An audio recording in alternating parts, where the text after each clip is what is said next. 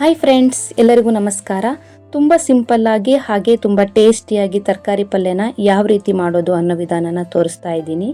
ಈ ಪಲ್ಯ ಚಪಾತಿಗಾಗ್ಬೋದು, ದೋಸೆಗಾಗ್ಬೋದು, ಪೂರಿಗೂ ಕೂಡ ತುಂಬಾ ಟೇಸ್ಟಿಯಾಗಿರುತ್ತೆ. ಬನ್ನಿ ಹಾಗಾದರೆ ಯಾವ ರೀತಿ ಮಾಡೋದು ಅನ್ನೋ ವಿಧಾನನ ನೋಡೋಣ. ಮೊದಲನೇದಾಗಿ ನಾನಿಲ್ಲಿ ಒಂದು ಕುಕ್ಕರ್ ತೊಗೊಂಡಿದ್ದೀನಿ. ಕುಕ್ಕರ್ಗೆ ಸ್ವಲ್ಪ ಎಣ್ಣೆ ಸೇರಿಸ್ತಾ ಇದ್ದೀನಿ. ಎಣ್ಣೆ ಬಿಸಿಯಾದ ನಂತರ ಇದಕ್ಕೆ ಸ್ವಲ್ಪ ಸಾಸಿವೆ ಹಾಕ್ಕೊಳ್ಳೋಣ.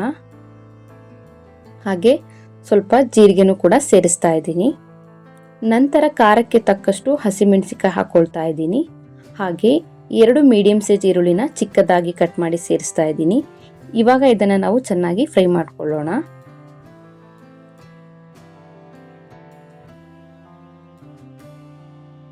ಇವಾಗ ನಾನು 2 ಎಸಳು ಆಗುವಷ್ಟು ಕರಿಬೇವನ್ನು ಕೂಡ ಸೇರಿಸ್ತಾ ಇದ್ದೀನಿ.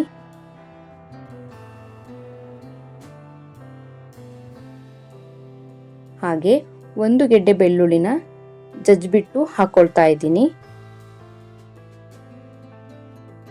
ಇದನ್ನು ಕೂಡ ಚೆನ್ನಾಗಿ ಮಿಕ್ಸ್ ಮಾಡಿಕೊಂಡು ಫ್ರೈ ಮಾಡ್ಕೊಳ್ಳೋಣ.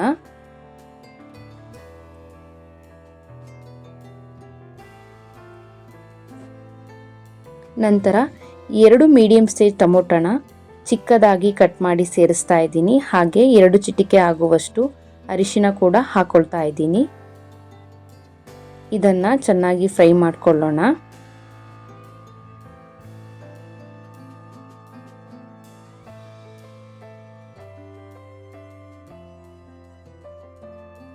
ಚೆನ್ನಾಗಿ ಫ್ರೈ ಆದಮೇಲೆ ಎಲ್ಲ ತರಕಾರಿಗಳನ್ನು ಸೇರಿಸೋಣ.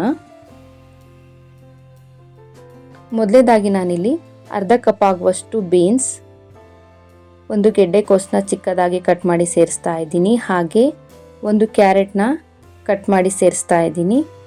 ನಂತರ 2 ಬದನೆಕಾಯಿನೂ ಕೂಡ ಕಟ್ ಮಾಡಿ ಸೇರಿಸ್ತಾ ಇದ್ದೀನಿ. ಹಾಗೆ 1 ಆಲೂಗೆಡ್ಡೆನ ಚಿಕ್ಕದಾಗಿ ಕಟ್ ಮಾಡಿ ಸೇರಿಸ್ತಾ ಇದ್ದೀನಿ. ಇವಾಗ ಇದಕ್ಕೆ ರುಚಿಗೆ ತಕ್ಕಷ್ಟು ಉಪ್ಪನ್ನು ಹಾಕಿ ಚೆನ್ನಾಗಿ ಮಿಕ್ಸ್ ಮಾಡಿಕೊಳ್ಳೋಣ.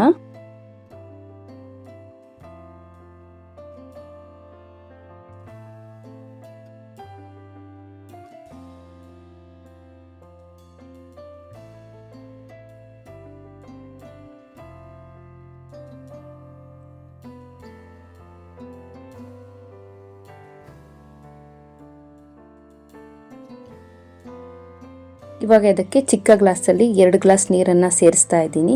ನೀರನ್ನು ಸೇರಿಸಿ ಆದಮೇಲೆ ಮತ್ತೆ ಒಂದ್ಸಾರಿ ನೀಟಾಗಿ ಮಿಕ್ಸ್ ಮಾಡ್ಕೊಳ್ಳೋಣ.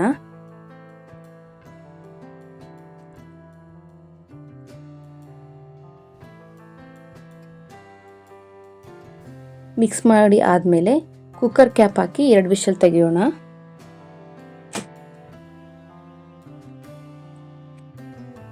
ನೋಡಿ, ಕುಕ್ಕರ್ ತಣ್ಣಗಾಗಿದೆ. ಇವಾಗ ಓಪನ್ ಮಾಡಿ ತೋರಿಸ್ತಾ ಇದ್ದೀನಿ. ತರಕಾರಿ 90% ಚೆನ್ನಾಗಿ ಬೆಂದಿದೆ. ಇವಾಗ ಇದನ್ನ ಚೆನ್ನಾಗಿ ಮಿಕ್ಸ್ ಮಾಡ್ಕೊಳ್ಳೋಣ. ಇವಾಗ ಗ್ಯಾಸ್ ಆನ್ ಮಾಡ್ಕೊಳ್ಳೋಣ.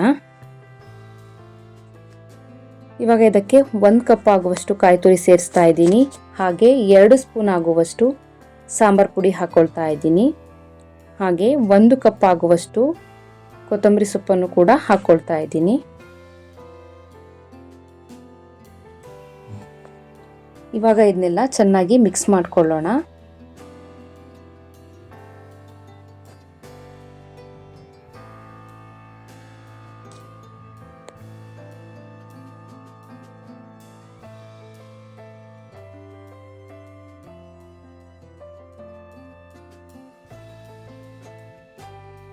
ನೋಡಿ, ಇವಾಗ ಚೆನ್ನಾಗಿ ಮಿಕ್ಸ್ ಮಾಡ್ಕೊಂಡಿದ್ದೀನಿ. ಇವಾಗ ಇದನ್ನು 1-2 ನಿಮಿಷ ಚೆನ್ನಾಗಿ ಬೇಯಿಸ್ಕೊಳ್ಳೋಣ. ಮಧ್ಯದಲ್ಲಿ ನಾವು ಕೈ ಆಡಿಸ್ತಾ ಇರಬೇಕು.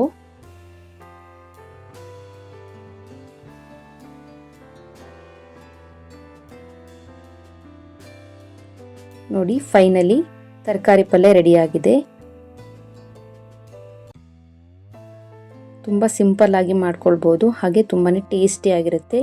ಇಲ್ಲಿ ಯಾವುದೇ ರೀತಿಯ ಮಸಾಲೆನ ನಾನು ಬಳಸಿಲ್ಲ.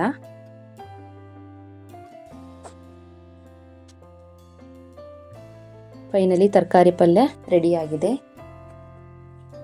ನಾನಿಲ್ಲಿ ಜೋಳದ ರೊಟ್ಟಿ ಜೊತೆ ತರಕಾರಿ ಪಲ್ಯನ ಸರ್ವ್ ಮಾಡಿ ತೋರಿಸ್ತಾ ಇದ್ದೀನಿ.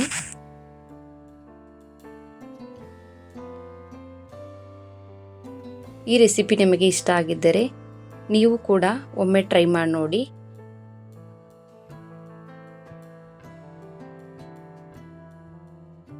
ಹಾಗೆ